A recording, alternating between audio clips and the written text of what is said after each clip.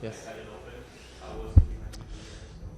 Yeah, it was great. I've been here since last Thursday. After Madrid, I went home for a couple of days, but was a little cold still in Norway, so it was better to come here early and prepare and feel the courts, feel the conditions and all these things. So I've been here for quite a bit, and on Sunday I enjoyed my time at the Marco Simone golf course and watched the Italian Open on the DP World Tour. Was a very fun experience. For many of you probably know that I love playing and watching golf, so was fun. Was the first time I got to see a professional golf tournament up live, so it was a very good experience. Questions? Please raise your hand and introduce yourself. Hi Casper, Sam from the ATP. You've got a great record at this event, semi-finals twice. What is it that you like so much about playing in Rome? I think that coming from Madrid, this tournament seems the conditions are quite slow because Madrid is very fast, so it sort of feels like you have all the time in the world to play, and I think that's something that maybe suits my game a little better. I have more time to set up my shots. I have more time when I'm returning from the back of the court and all these things, so I think that could be a reason why it's been going well. But I think also just it's pretty bouncy here. The weather is nice. It's not too hot, not too cold, and typically a nice day is with sun and around 25, 26 degrees. So I think the conditions suits my game well. And last year was sort of the turning point of the clay season for me here in Rome, and I hope this year, of course, as well, that I can have a good result and sort of get a good result in a big tournament this year. That's sort of not been happening so far, so hopefully it can turn around here in Rome. Hi Casper, Tamani Karo from The Guardian. Just curious, after Madrid, obviously it's 2 weeks now, did you like the fact that you had extra time to go home, or would you have preferred to have played another tournament?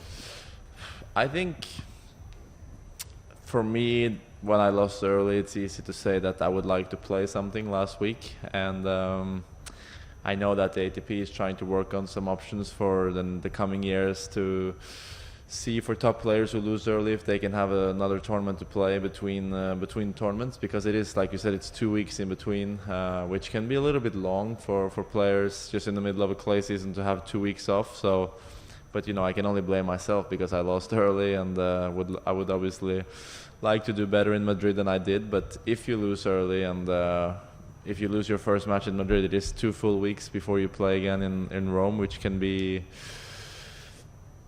a little long, but at the same time, the year is so long anyway, so to have a little break and to go home for me was very nice. I hadn't been home very much since February anyway, so it was a nice opportunity to go home a little bit, and then we're back here in Rome. It's still 3-4 more weeks of the clay season, or 4 or 5 weeks even, and I'm hoping that this last sort of stretch of clay tournaments can be giving for me, and sort of try to remember from last year what I did well.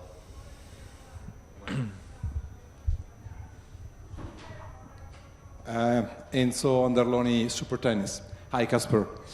You had an incredible 2022. You were one of the men to beat everywhere, on clay, on hardcore, everywhere. How tough is to confirm this kind of level, and where are you now in your condition? Yeah, it can be difficult. I knew that this year was going to be a big challenge because the things that I did last year is not maybe going to happen every year you play, to reach 2 Grand Slam finals and obviously the Nitto ATP finals in the end of the year. So it's not something that I expect to do every year, but obviously I'm trying my best. And the thing is, when you have done something before to reach, for example, a Grand Slam final, you know that it can happen again because you have been able to do it before, so why not again? So I think your expectations are a little bit higher coming into tournaments, which can be dangerous because if it doesn't go well, you think, what am I doing wrong, or what happened, why am I not, last year I was able to do this, why can I not do it this year? So it can be a little bit challenging, but I think, I said the main goal this year is just try to defend some of the tournaments, some of the points, and just try to keep myself in the top 10 in the end of the year is something that will be still my main goal.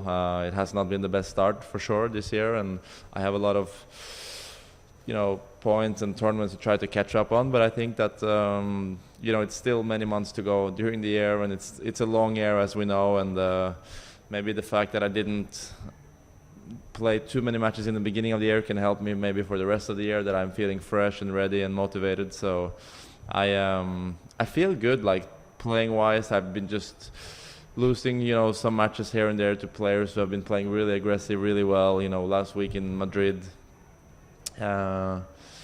when I lost to Arnaldi, he said after the match that it was the best match of his life. So it's sort of like when players play like this, you have to accept that there are so many great players these days that have big potential, and there are so many Italian players who are top 100, top 200 in the world, and it's almost incredible to see how many good Italian players are coming up. So I feel good, but of course I want to try to do better in the next months.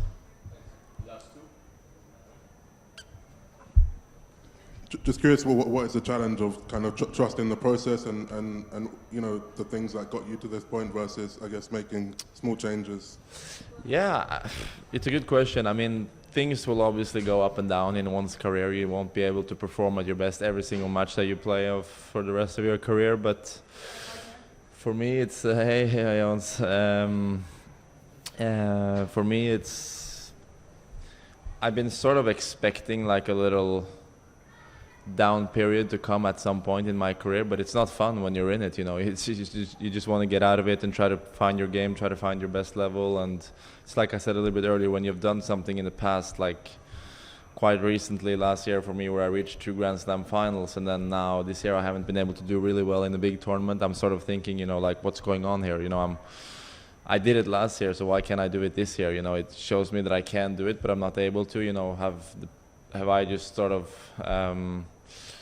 of stopped in the players with my level, and all the other players have become better, or how is it? But I think I just realized that so many matches during a year is decided by a couple of points. The margins are small, and last year maybe it went too much in my favor. This year it's been going a little bit opposite direction, but I'm still doing the right work, practicing hard and motivated. It's a long year, and I still have many years hopefully in my career to try to find my form again. So I'm just gonna try to have a good tournament here, maybe get a couple of wins hopefully, and see what can happen now in the nearest future. Last one.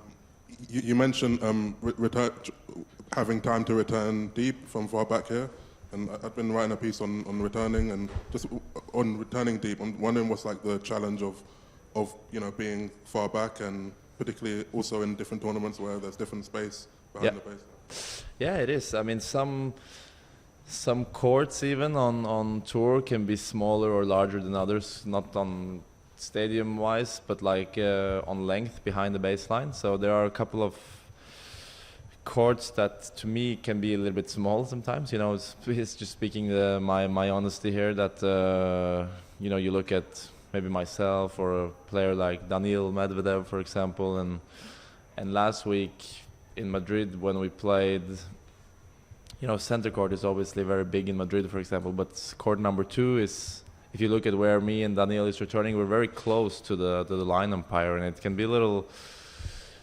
tricky sometimes to feel like you can hit your ball when you have the line umpire and all these things like just half a meter behind you. You feel a little sort of like in a cage in a way. So I think that but again, it's like sort of our own fault because we choose to stay that far back. But for us, I think both of us feel like, okay, when we stay back, or when I stay back, I win more points than when I'm staying in. So that's why we do it.